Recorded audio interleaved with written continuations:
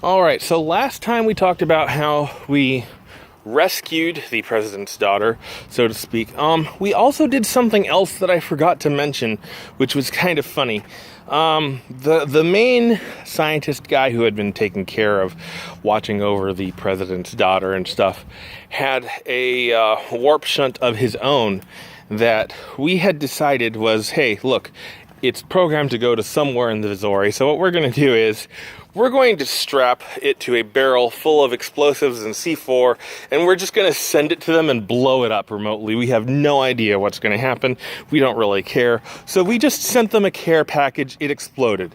We don't know where. We did find out, however, from news reports that there was another lab or something where apparently something had definitely exploded and that things were being transported from it. We needed help trying to locate those things.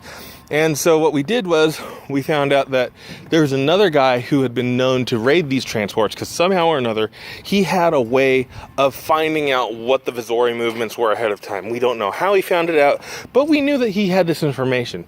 This guy was known as Junkyard Dog, and he had an MO of using this ridiculous tank, and he would pop up out of nowhere. People didn't know how, but even though he usually went in very loud and very noisy and crazy, no one had any idea where he went to or where he was coming from, because for some reason it was just really hard to trace him, even though he was known for being really loud and proud about his attacks. So our first order of business was trying to locate Junkyard Dog, and we managed to do that thanks to Smith and Machiavelli, and they went through and they found him, and we found out he was this old man. He actually sensed the fact that Machiavelli was trying to control his mind, and it just didn't work. He got called out on it. They brought him in, and they actually negotiated, and the terms was that sure, he would help us, but there was a condition. And that condition was there was something on one of the trucks that he wanted, and that was all that he wanted, and he would let us have the rest of the bounty as long as we got the entire convoy or whatever, and, he would work with us. So we're yeah, go ahead. So he agrees to help us, and just then is when the convoy decides to move. So they start rushing towards this massive convoy of hover cars, basically, and this giant transport that it's there's 2 hover cars in the back, 2 in the front, and there's one bigger one in the middle with something that's canvassed up and covered.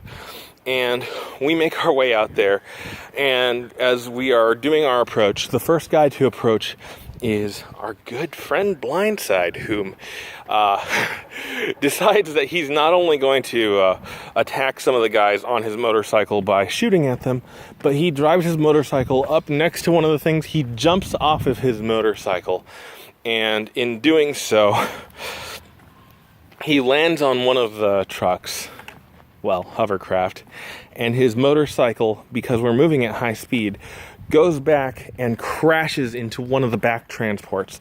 The back transport that it's crashed into loses complete control, gets destroyed, and crashes straight into our precious tank that we had just bought a new one, and that tank gets utterly destroyed.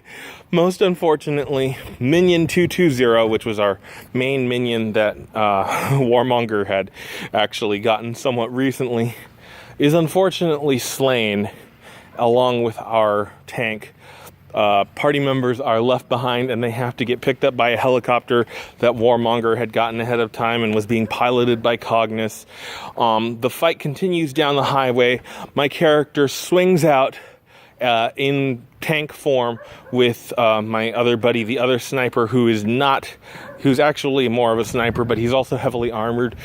I drive out and around off to the side of the median, have to make a check to make my way over the median of the driving, because it's absolutely crazy hard to do because we're doing a high-speed chase down the highway. Junkyard Dog is coming up in his tank. When he makes his way through the city in the tank, by the way, everything that he destroys, he goes through buildings and walls and stuff, and somehow or another people are coming up out of the woodwork to fix stuff for him and get rid of the collateral damage and make it hard to trace him. him, because he has like a special network of guys that's like fixing fences and doing everything for him to make sure that where he came from is not noticed, even though he's absolutely crazy. He goes in, he has guys like with flamethrowers on the sides of his truck. Like they go in like all Mad Max style. They're readily shooting at the other tank. They're, you know, creating a firefight. Some of the guys on the hover tanks are like attacking us and vice versa. There's a back and forth. Some of our guys almost get killed. The fiddler jumps from like tank to tank to tank, back and forth, and he's like taunting the guys with his fiddle. Guys attack him. They end up hurting themselves. Like one of the guys actually like completely shot himself trying to shoot the fiddler as he's like taunting him with his stupid fiddle. Another guy goes through and like falls off of the off of the freaking hover car that he was on. Things get really crazy. My character drives in front of an entire two of the hover tanks. As he gets to one of them, the guy that's our sniper jumps off of a tank onto another. My character jumps off of the road on top of another one of the convoys while transforming back into normal form from vehicle form.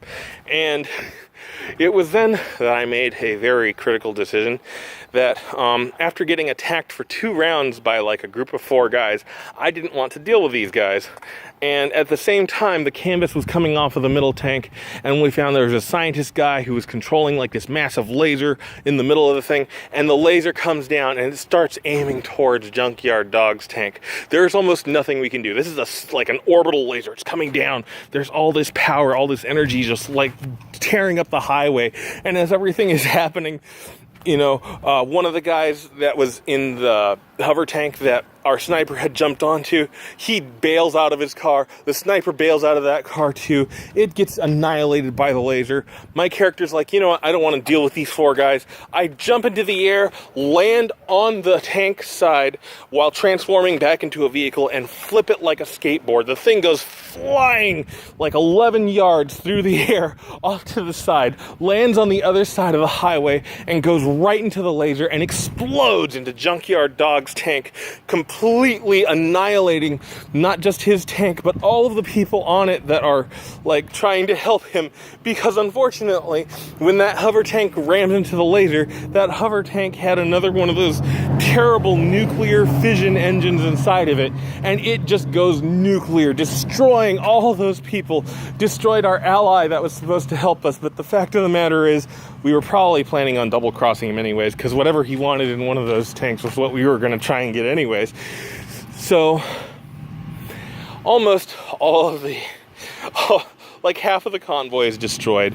The main thing that was controlling the laser gets unfortunately destroyed, because even after we've stopped all of the other tanks and I helped try and kill some of the guys that are on it, one guy survives getting shot at by every one of us, and he drops a grenade into the control panel for the laser, and it goes up with him as he just like kind of suicides out. And we ended up only acquiring some precious metal gems, and we actually did get a vehicle enhancing device of sorts that we ended up appropriating for ourselves, which was the thing that Junkyard Dog would have wanted, but he unfortunately died. And we had memorial services for poor Minion 220, a proud and brave soldier in Scorpion, as well as Junkyard Dog, a fellow villain who we did actually respect, even though I accidentally murdered him by accident. So that is pretty much what has happened up till now. Future videos, I mean, these first ones are coming out one right after the other, but future videos in this series will continue week by week. They won't be entire arcs because of the fact that I'm going to be covering what happens in individual sessions, like I mentioned near the beginning of all this. And I hope you have enjoyed this story so far, and I will continue in this format as games continue. I was also considering just trying out doing some storytelling like this, because I've found it rather relaxing, and I'm also finding myself walking while I'm doing it. I'm having an easier time talking about this kind of thing while I walk, so it might be good for me both physically as well as mentally to continue these stories in such a format. Anyways, hope you guys had a good time listening to me rant and rave about The Wonders of Savage Worlds. I'm only summarizing what I can remember, because it's been like a day since I last played, and a long time since I played the other the other episodes that I covered. So I'm missing probably a ton of details, but hopefully you'll get more detail next week. Have yourselves a good one, and until next time, signing out.